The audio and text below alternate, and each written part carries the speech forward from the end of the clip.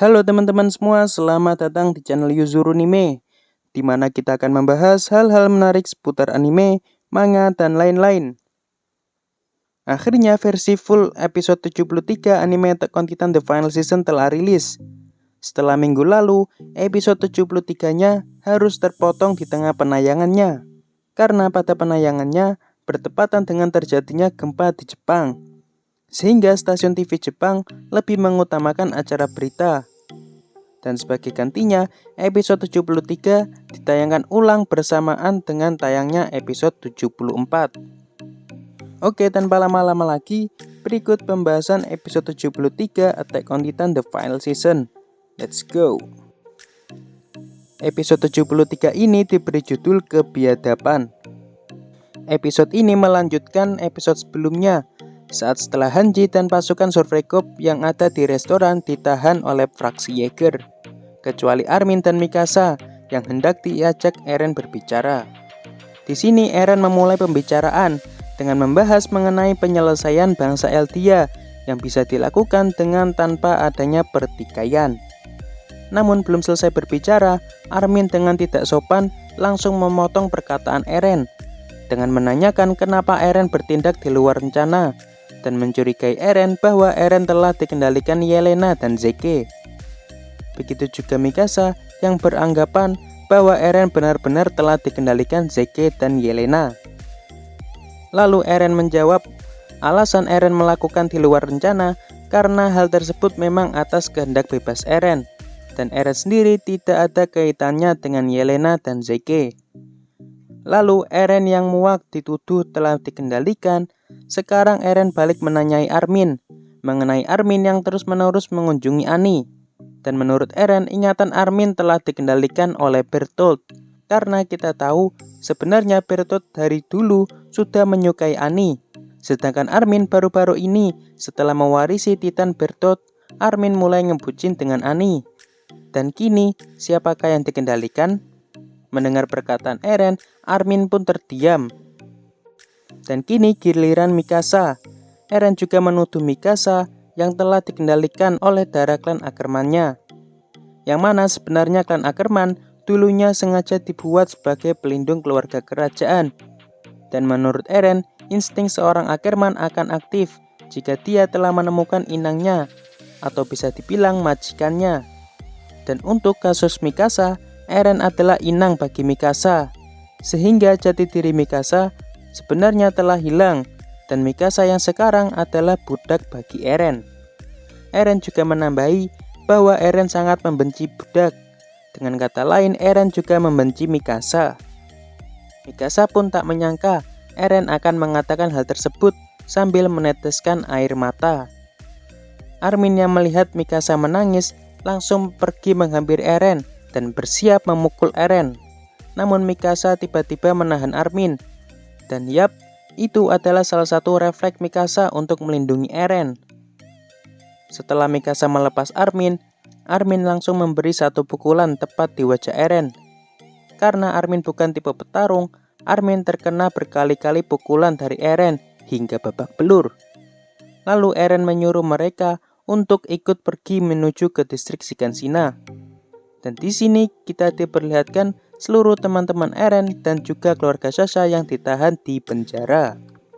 Lanjut, kita beralih ke hutan pohon raksasa, tempat Zeke ditahan Kapten Levi.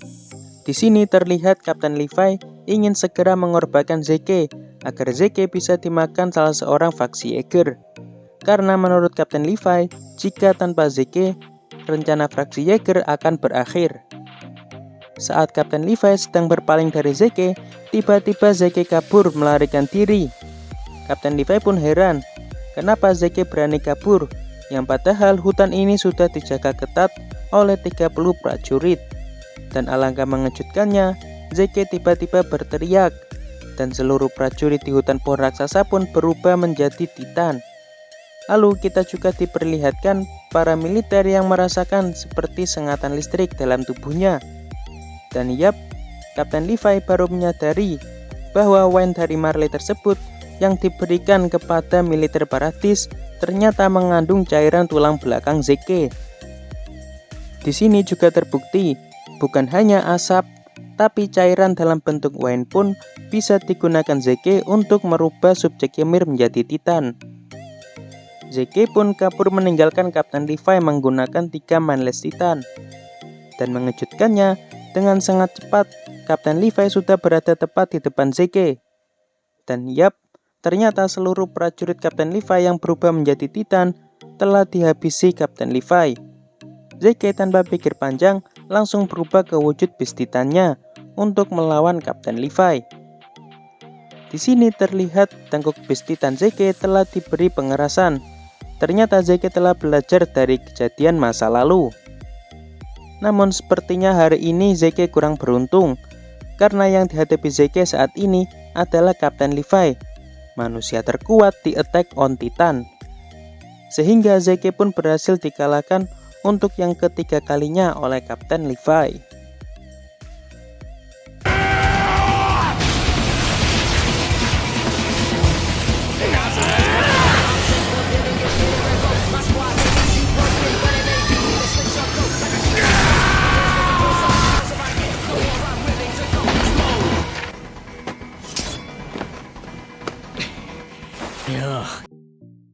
Lalu kita beralih ke tempat pelatihan Kadet 109 yang dipimpin oleh instruktur Cat Sadis.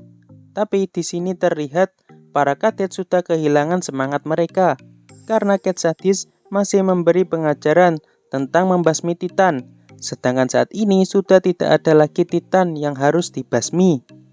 Sehingga cukup wajar para kadet menjadi kurang bersemangat. Berbeda dengan di era Eren dan kawan-kawan, yang mana Titan-Titan masih banyak berkeliaran di luar dinding.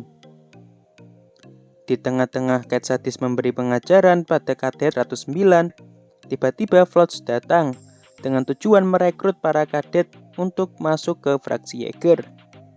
Namun dengan syarat mereka harus menghabisi Cat Sadis. Karena kalah jumlah, Cat Sadis pun babak belur dihajar para Kadet 109. Lanjut. Akhirnya Zeke terbangun setelah sebelumnya terkena ledakan tombak petir oleh Kapten Levi. Di sini Kapten Levi menancapkan tombak petir tepat di perut Zeke, dan tali pemicunya diikat tepat di leher Zeke. Sehingga jika Zeke bergerak, maka pemicunya akan meledakkan tombak petir. Kapten Levi juga mencincang kaki Zeke jika kaki Zeke tumbuh lagi, karena kemungkinan Zeke akan berubah lagi menjadi Beast Titan. Dan episode ini ditutup dengan Zeke yang mengingat ayah angkatnya, yaitu Tom Saver. Oke, cukup sampai di sini untuk pembahasannya. Semoga pembahasan video kita kali ini bermanfaat.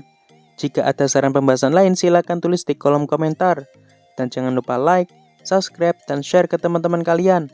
Mohon maaf kalau ada yang salah. Akhir kata, see you next time.